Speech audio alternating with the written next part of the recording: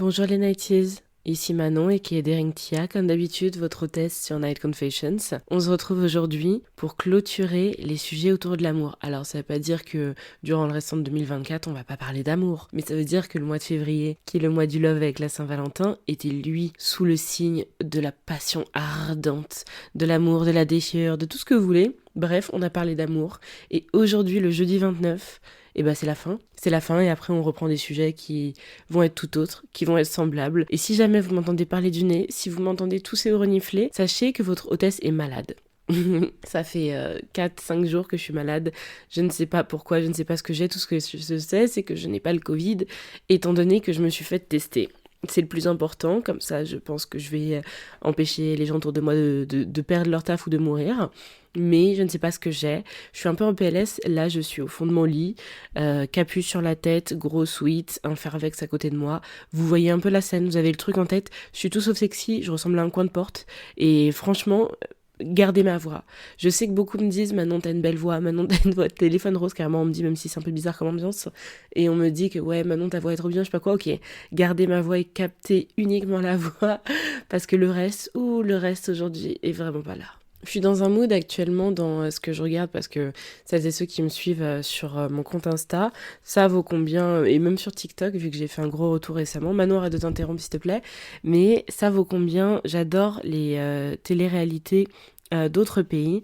J'ai un peu du mal, je vais pas dire du mal, c'est que les téléréalités françaises c'est de l'entertainment pur, enfin c'est purement, je trouve un truc que je prends en mode 500 millième degré. Alors qu'il y a plein de téléréalités à l'international que je prends très au sérieux en fait. Ça peut être aux États-Unis, au UK, ça peut être au Japon, ça peut être en Suède, ça peut être au Brésil. Et en fait, je vais les prendre très très très différemment parce que je trouve que des fois, il y a des téléréalités qui sont beaucoup mieux faites. Par exemple, je vais penser au Cercle sur Netflix, qui est loin justement du drama et de l'amour et ces choses-là, même si il peut y avoir un peu de drama et de love, mais il y a tout un côté très intelligent dans ce jeu, un truc que j'adore.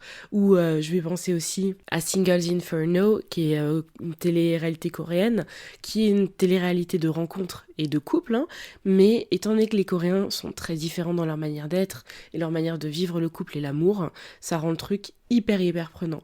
Donc si vous me suivez sur Insta et TikTok, vous savez que je suis vraiment friande des téléréalités internationales.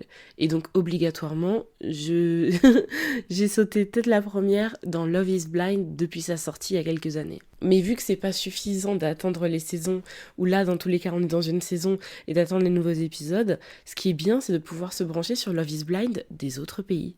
Et pour le coup, vous m'avez conseillé à plusieurs reprises, et c'est pour ça que j'adore quand on échange dans mon canal sur Insta, parce que j'ai l'impression de parler avec des potes, enfin il y a que moi qui parle, mais après il y en a qui viennent me répondre en DM à l'extérieur, et on m'a conseillé de regarder Love is Blind Suède, que j'ai commencé il y a 2 jours. J'avais un tout petit peu peur parce que souvent quand la langue elle diffère sur une émission à laquelle t'es habitué, j'avais un tout petit peu peur d'avoir ce truc où j'ai de l'appréhension et où je sais pas trop comment ça va se passer, mais je suis en train de manger les épisodes comme pas possible, donc si jamais vous aussi vous hésitiez, et encore une fois s'il vous plaît regardez en VOSTFR, comme ça vous aurez les vraies émotions, les vraies réactions des gens dans leur langue, et vous vous avez les sous-titres, vous serez pas trop perdu. C'est sûr que oui, si tu te lèves pour aller chercher une bouteille d'eau, tu dois mettre pause, si tu veux aller faire pipi tu mets pause, tu pourras pas juste tendre l'oreille et écouter, mais c'est pas grave, il y a aucun souci, et je trouve ça super bien, mais là où je me suis encore une fois posée, et j'ai encore réfléchi parce que donc je suis au milieu de 2 saisons différentes de Love is Blind,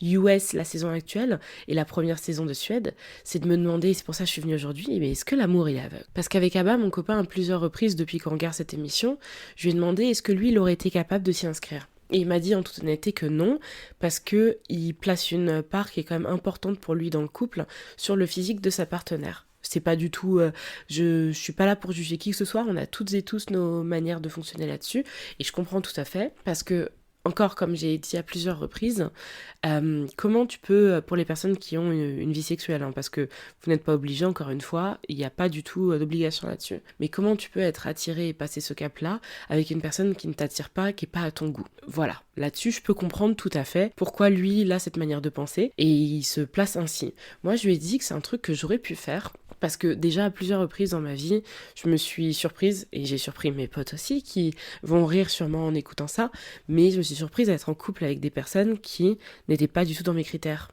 Même si j'ai des critères qui sont déjà hyper flous et hyper larges, mais plusieurs reprises, il y a plusieurs personnes qui m'ont dit « Maintenant, je t'aurais jamais imaginé avec ce type de personne en fait ». Parce que je mets tellement d'importance à qui est la personne, à son intellect, à sa personnalité, que à plusieurs reprises, ça m'est arrivé en fait d'avoir développé une amitié tellement forte qui s'est muée après avec des sentiments qui sont beaucoup plus romantiques et passionnels, que je me suis surprise en me disant bah ouais, et en fait ton regard amoureux rajoute des couches de beauté à cette personne que tu n'aurais peut-être pas trouvé si jamais vous étiez uniquement pote ou je sais pas quoi en fait, ou juste que vous vous croisiez dans la rue, tu ne serais pas retourné chez cette personne. Donc moi je lui ai dit que moi je sais que j'aurais totalement pu participer à ce genre d'émission. Parce que je crois dans le fait que l'amour soit aveugle. Qu'il le rende aveugle, ça c'est encore autre chose, on va en parler juste après. Mais moi je crois au fait qu'il soit aveugle. Même si je comprends tout à fait la considération d'énormément de personnes qui me disent bah moi j'ai besoin justement pour ce truc de coup de foudre, de je sais pas quoi, que la personne me plaise vraiment directement physiquement. Et je comprends mon but aujourd'hui, c'est pas d'opposer deux manières de penser. C'est pas d'essayer de dire peut-être que oh mais vous êtes trop superficiel et puis nous on est des puristes des sentiments amoureux, pas du tout, je trouve ça ridicule. Le but c'est juste de pouvoir un peu en discuter parce que moi j'aime beaucoup justement le fait que on puisse être hyper différents et différentes par rapport à ça, et autant je connais des gens par exemple qui en auront rien à foutre, j'ai une pote comme ça qui en a rien à foutre d'à quoi ressemble son ou sa partenaire. C'est les gens, vous savez, qu'on appelle les sapiosexuels, c'est-à-dire que elle, c'est vraiment ce que t'as dans le cerveau qui l'intéresse. C'est-à-dire que avoir une personne en face d'elle qui va lui parler de Rembrandt, de Rousseau, de Tchaïkovski, j'en sais rien, enfin qui va parler d'art de manière très profonde, tu vois, vraiment avec passion et tout, c'est un truc, ça va la turn on autant que pour certaines personnes voir par exemple un boug avec un six-pack dessiné, tu vois, ou une go avec un décolleté hyper décolletant. Un décolleté qui décolte. Mais il y a plusieurs fonctionnements là-dessus et ça je trouve ça trop cool. Mais je voulais en parler aujourd'hui et avant justement de me lancer l'épisode, parce que ça m'est vraiment venu là, je vous le dis, hein, on est mercredi, il est 20h quand j'enregistre. Je savais pas si j'allais enregistrer parce que ma voix elle est un peu pourrie. J'ai pris 3 tonnes de miel et 2 Fervex avant de venir là pour avoir une voix un peu acceptable pour vous. Mais donc quand j'ai décidé ça, parce que j'étais face à un épisode, justement je vous spoile pas du tout, mais tu vois que par rapport à la réaction de plein de candidats et candidates dans ce jeu-là, Love is Blind, bah oui, pour beaucoup de ces personnes-là, ils auront remarqué, ils nous auront fait remarquer que pour eux, bah non, l'amour n'était pas du tout aveugle. Parce que il y a ce truc qui se crée, je sais pas si vous regardez cette émission, je vais vous la décrire en 2 secondes. En gros, il y a de chaque côté une dizaine d'hommes, une dizaine de femmes, de personnes qui se définissent comme telles en tout cas, qui sont des célibataires, qui en général ont entre 23 et 35 ans, grosso modo c'est ça, et qui veulent trouver l'amour, qui ont eu des déboires, et qui veulent justement dater d'une nouvelle manière. Ce qui va se passer, c'est simple. Il y a donc une résidence des hommes et une résidence des femmes, et il y a ce qu'on appelle des pods. Les pods sont des espèces de capsules. En gros, t'es dans une pièce qui doit faire peut-être 7 mètres carrés, 6-7 mètres carrés. Il y a un canapé, une table basse, enfin c'est bien décoré. T'es face à un mur, et de l'autre côté du mur, il y a une autre personne, donc du sexe opposé, qui elle aussi a la même configuration en fait. Donc vous ne vous voyez pas, il y a un mur qui vous sépare. Mais par contre, vous vous entendez très clairement. Vraiment comme si on se parlait dans une pièce et qu'il n'y avait pas de séparation. Parce que ça a été insonorisé de la sorte. C'est pour que les gens, en fait, se datent sans se voir. Vous allez dater un peu toutes les personnes. Vous aurez le droit à un carnet pour prendre des notes, pour vous souvenir de qui vous préférez, de qui est qui, de qui fait quoi dans sa vie, qui voit la vie comment, nanana, enfin tous les détails de chaque candidat et candidate. Et après, quand vous commencez à affiner votre choix, vous pouvez demander à la prod, bah par exemple, est-ce que tout à l'heure à 16h, je peux dater uniquement telle personne ?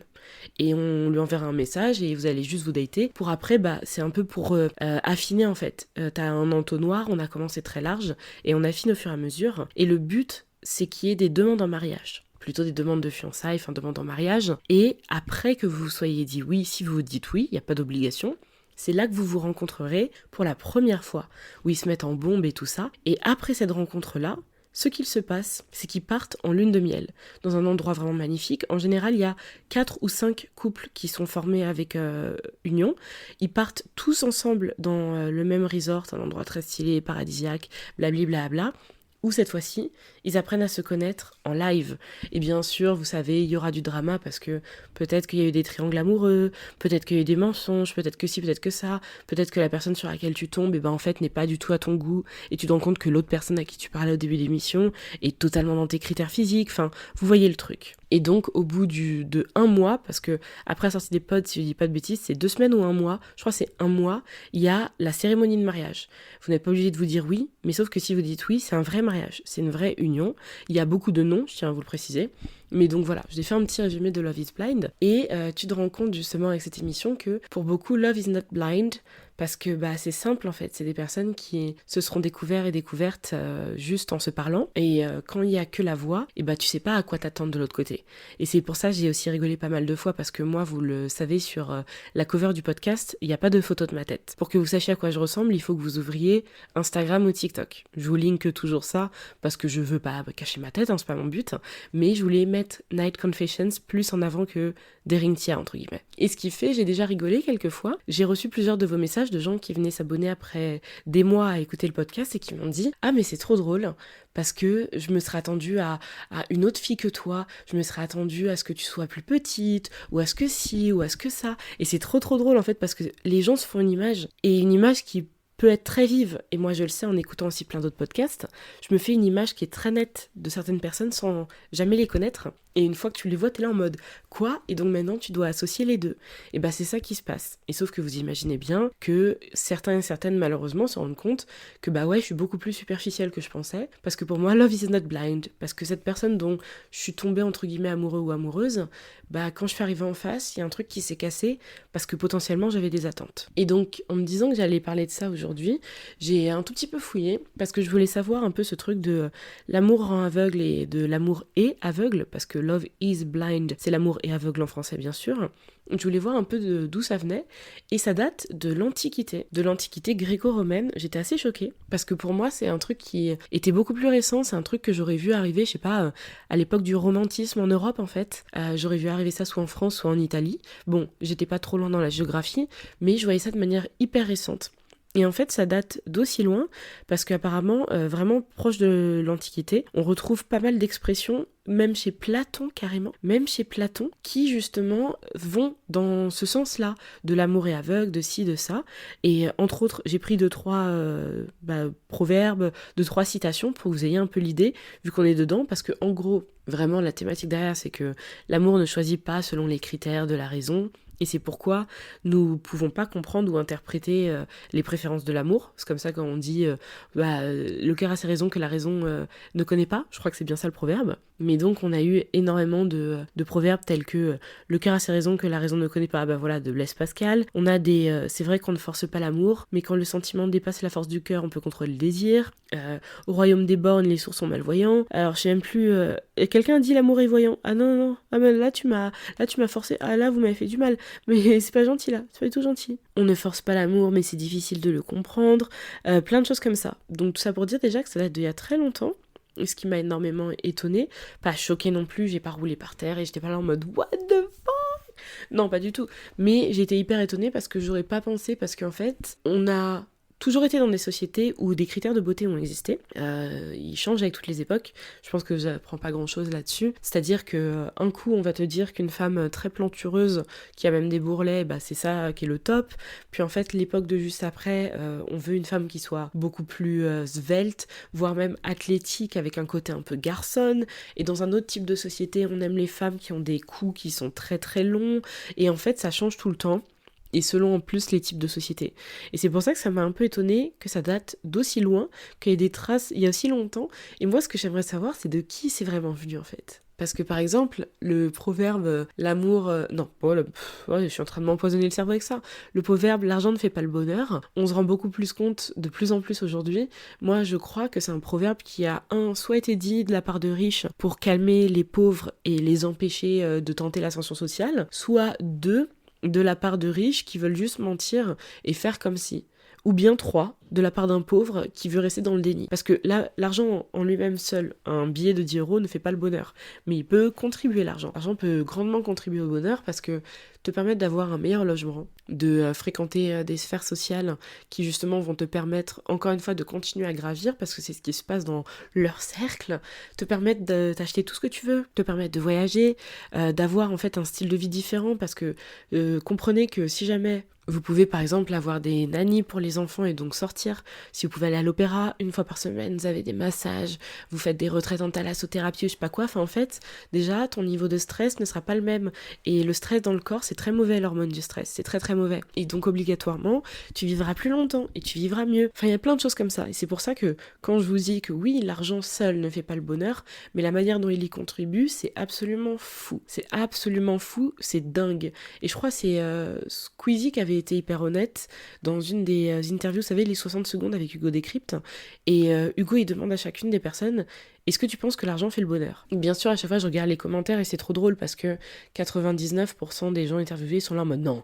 Et ce sont tout le temps des millionnaires. Tout le temps. Et t'es là, tu dis, oui, tu peux avoir des problèmes dans ta vie, être riche, mais il y a une différence entre l'argent fait le bonheur, il contribue, et le fait que dans tous les cas, t'as des problèmes dans ta vie parce que c'est le fort de la vie de l'être humain, tu vois. Et je crois que c'est Squeezie, je suis quasi certaine, le seul qui avait dit oui. Parce que pour le coup, Squeezie est quand même passé d'un mec qui fait des vidéos dans sa chambre à millionnaire le jour où il a vendu ses parts de Webedia, et aujourd'hui, j'en parle même pas parce que son ascension a continué. Et il a toujours travaillé pour, il a rien volé à personne, c'est pas pour rien qu'il est le premier youtubeur de France en fait. Et donc derrière, j'étais là en mode ah, enfin une personne qui le dit. Parce que je pense qu'il se rend compte que entre la vie qu'il menait avant et celle d'aujourd'hui, en fait, il a un accès au bonheur qui est beaucoup plus, comment dire, pas beaucoup plus important, mais il a beaucoup plus de chances d'accéder au bonheur. Et encore une fois, je vous dis pas que le bonheur, tout est matériel. Mais par là, je vous dis que si t'as des problèmes de santé, ils vont être pris en charge beaucoup plus facilement. Que si tes proches, il y en a qui vivent loin, tu peux les voir beaucoup plus souvent. Parce que tu peux voyager beaucoup plus souvent, tu peux les faire venir beaucoup plus souvent. Tu peux carrément leur acheter un appart dans ta ville, enfin j'en sais rien, tu vois. Il y a énormément de choses comme ça.